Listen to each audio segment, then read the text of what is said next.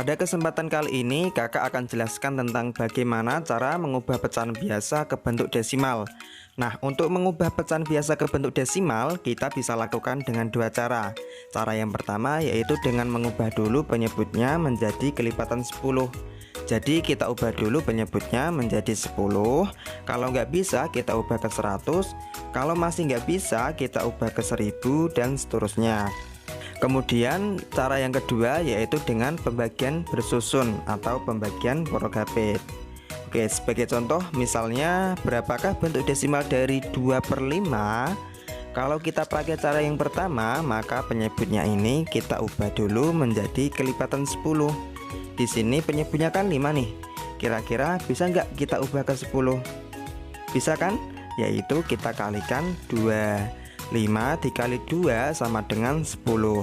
Nah, untuk pembilangnya juga kita kalikan 2. 2 dikali 2 sama dengan 4. Nah, sekarang jadi 4/10.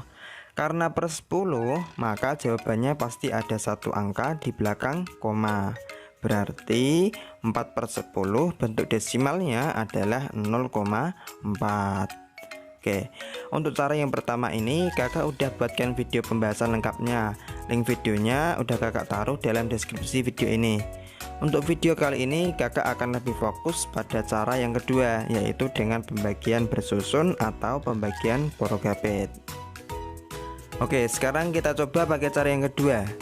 2/5. 2/5 itu sama dengan 2 dibagi 5. 2 dibagi 5 itu bisa nggak? Gak bisa kan? Karena 2 itu lebih kecil dari 5. Nah, karena gak bisa maka kita tambahkan 0. Kemudian pada bagian jawaban sini kita tulis 0, sekarang jadi 20 dibagi 5. 20 dibagi 5 itu dapat 4. 4 kali 5 sama dengan 20.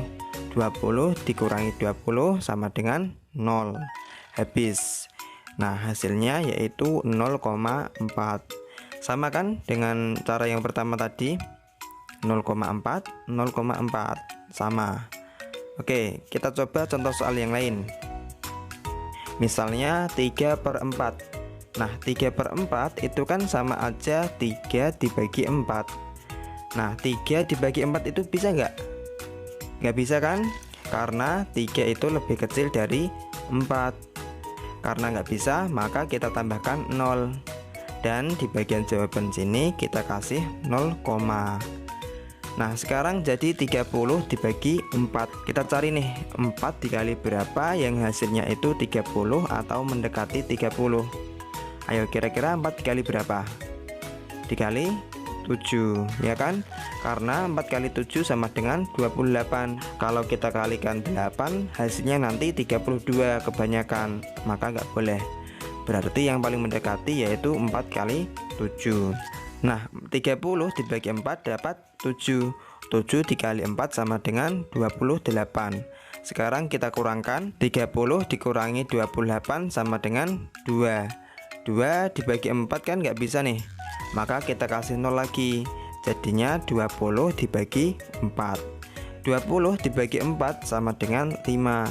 5 dikali 4 sama dengan 20. Kita kurangin 20 dikurangi 20 sama dengan 0. Habis. Jadi hasilnya yaitu 0,75. Oke, kakak kasih contoh satu lagi biar adik-adik lebih paham. Misalnya kakak ada contoh soal yaitu 2/3. 2/3 itu sama dengan 2 dibagi 3. 2 dibagi 3 bisa nggak? Nggak bisa kan? Karena 2 itu lebih kecil dari 3.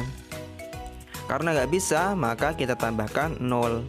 Dan pada bagian jawaban sini kita tulis 0, nah sekarang jadi 20 dibagi 3.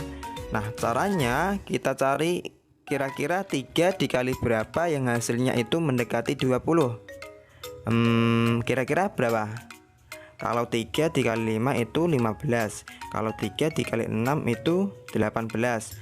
Kalau 3 dikali 7 itu 21. Kebanyakan, maka nggak boleh. Berarti yang paling mendekati itu 3 dikali 6, yaitu 18. Jadi 20 dibagi 3 dapat 6. 6 dikali 3 sama dengan 18. Sekarang kita kurangkan, 20 dikurangi 18 sama dengan 2. 2 dibagi 3 nggak bisa, kita kasih 0 lagi. 20 dibagi 3 itu dapat 6. 6 dikali 3 sama dengan 18. Kita kurangkan lagi, 20 dikurangi 18 sama dengan 2. 2 dibagi 3 nggak bisa kan? Kita kasih 0 lagi, jadi 20 dibagi 3 dapat 6 lagi. 6 kali 3 sama dengan 18. Kita kurangkan lagi, 20 dikurangi 18 sama dengan 2. Begitu seterusnya. Kalau kita lanjutkan ya nggak ada habisnya, bakal panjang, 0,666666 dan seterusnya. Nah, jadi kita cukupkan 2 angka saja di belakang koma. Caranya yaitu dengan kita bulatkan 0,666, kalau kita bulatkan jadi 0,67. Jadi bentuk desimal dari 2/3 adalah 0,67. Nah, itu tadi cara mengubah pecahan biasa ke bentuk desimal menggunakan pembagian bersusun atau pembagian Prokabit. Di sini kakak punya 2 latihan soal buat adik-adik. Pertama yaitu 1/4 dan yang kedua yaitu 5/6. Coba adik-adik ubah pecahan tersebut ke bentuk desimal dan tuliskan jawabannya pada kolom komentar di bawah.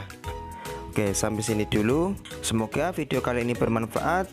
Jika kalian suka, silahkan klik like dan share ke teman-teman yang lain. Dan jangan lupa klik subscribe serta aktifkan juga lonceng notifikasinya, agar adik-adik semua mendapatkan pemberitahuan setiap kali ada video pembelajaran terbaru. Oke, kurang lebihnya kakak mohon maaf dan sampai jumpa di video-video selanjutnya. Bye.